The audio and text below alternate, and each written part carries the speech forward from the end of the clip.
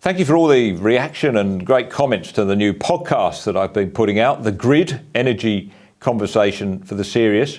This is where we get down and talk brass tacks about energy policy without dumbing down. There's been far too much dumbing down in this debate so far, and that's how we've ended up in the position we are. My guest this week on the Grid podcast is Meredith Angwin. She's the author of a wonderful new book on the grid, and she joins me from Vermont in the United States to talk about energy policy. Let's just listen to an extract. I put it to Meredith Angwin that Australia hopes to get to zero emissions entirely with renewable energy, with wind, solar, with some battery backup and a bit of hydro. We'll be the first country in the world to do that if we succeed. Let's listen to her reaction.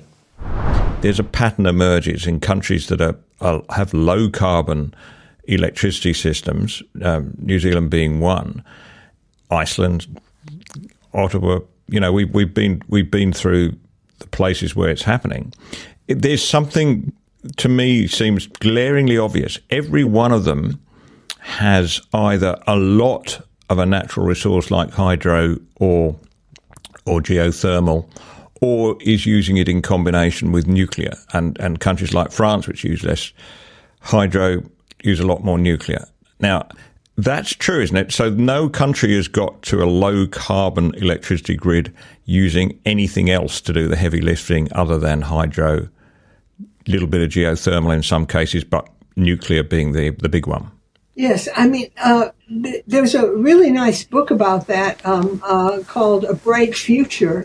And he basically goes around the world and says, you know, if you want to know how people have actually decarbonized their grid, not the press releases, but the low carbon grids, then you're going to have to be looking at nuclear and hydro. And I guess you could also throw in geothermal in the areas that are good for geothermal. So Australia, our current plan, the current government plan is to get to a zero emission grid using a little bit of hydro, the little bit that we have, and then a lot of renewables. The government's target is 82% renewable generation by 2030. That's not going to happen. I'm sorry, I don't mean to be negative, but when things can't happen, they don't happen. And I just feel that's really important to keep grounded in that, because you hear a lot of, public relations would be, I guess, the kindest way to put it. There are a lot of public relations statements about how we're going to get to this level or that level. And, there's a new blogger out there, and he doesn't share his name.